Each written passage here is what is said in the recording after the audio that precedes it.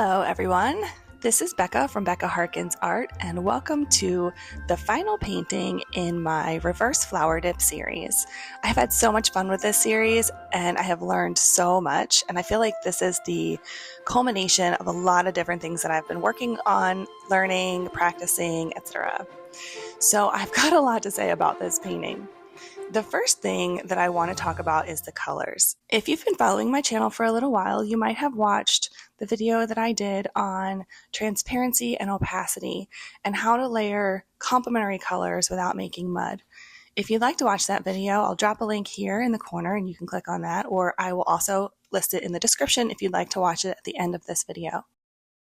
For this reverse flower dip, I am working with a background of Amsterdam Sap Green that is mixed with Olga Soby's Group 2 recipe, and I also added in some This Little Piggy Honeycomb. It's like a golden yellow color because I wanted to add some iridescence to the background. I get a lot of questions about the tool that I'm using to pour the paint over for this reverse flower dip, and this is just a 3D printed flower tool that I found on Etsy and ordered on a whim to give it a try, and I really love it. So I will drop a link in the description for you if you are interested in looking into it for yourself. The first color that I'm using here is a Group 1 color combination, and I have combined Liquitex Basics Primary Red with Pebeo Iridescent Red Blue. And you'll see later on in this painting, the iridescence of the red blue creates some really interesting purple iridescent effects that kind of play with the light as you look at the painting from different angles. The second color that I poured over the flower tool is a color that I don't know how to pronounce.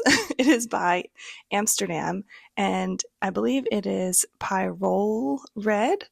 I will list it in the description if you want to get the spelling. And this is a semi-transparent color that has so much vibrancy. I just knew that it would stand over the green and create this stunning contrasting effect that I was going for. The third red hue that I poured over the flower tool is a combination of colors by Winsor Newton. It is primarily Winsor Newton Crimson mixed with a little bit of Winsor Violet, and this is just getting it to be a little bit darker so that it would stand apart and create the shadows between the petals. And I always use a small amount of the base color before turning the flower tool for the next row of petals. I also get a lot of questions about what I'm doing here with this little mini creme brulee torch, and I am using it at this point to pop the bubbles that are reminiscent in the paint from mixing them with the pouring medium. I do find that Olga's recipe is so great for so many things, but it does have a tendency to hold on to the bubbles in the paint more than some of the other recipes that I've used. But I can just remedy that by hitting it with a blowtorch to get the small bubbles out before I either do the blowout or do the dip.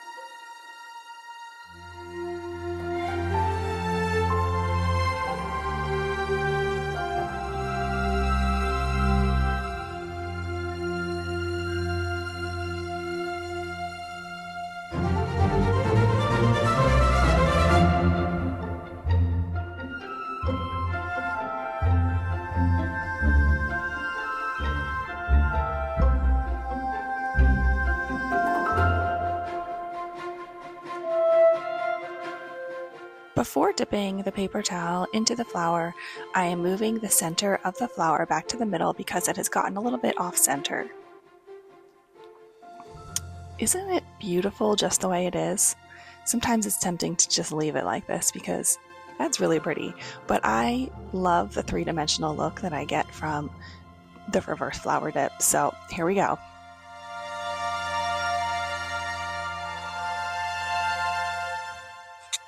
And if you're holding your breath at this point, I get it, but relax, breathe, it's gonna be okay.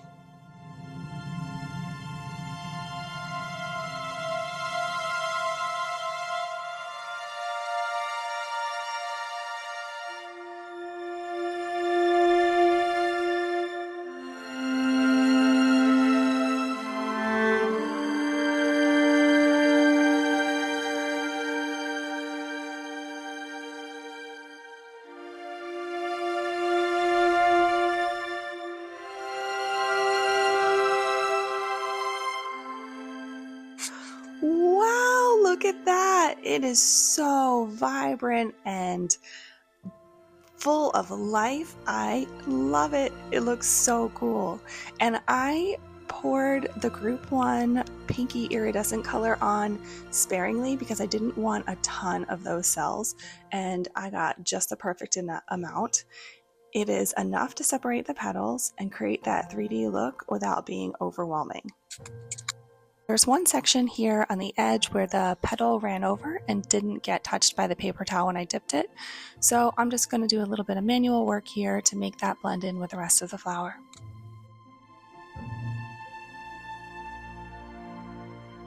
And I have to say, this might be one of the most satisfying parts of creating this reverse flower dip. I love to go around the outside edges and hit it pretty hard with this torch because it makes these tiny little bubbles and flecks, and especially with the red, the bright, vibrant red against that green, it is such a stunning effect.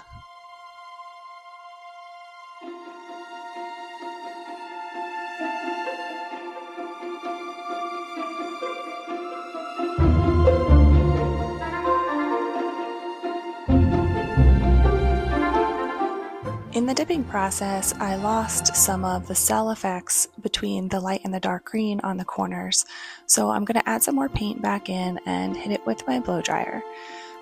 The key to getting good cells here is to make sure that the group 2 color, which is that dark green sap mixed with the TLP pigment, blows over the light permanent green, because that's going to create the cells. So I do have to do a little bit of back and forth manual work with a blow dryer here, and it's tricky to not grab too much of the red petal while doing this, but with care and precision, it turned out beautifully.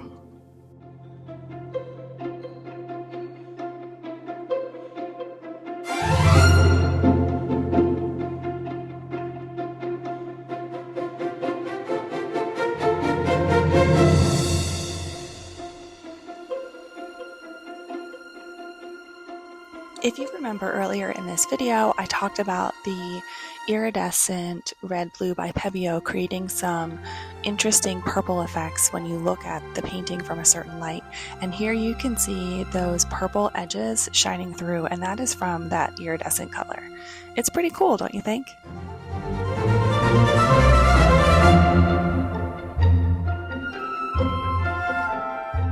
This painting, along with several others, are currently available for purchase on my website at beccaharkins.com.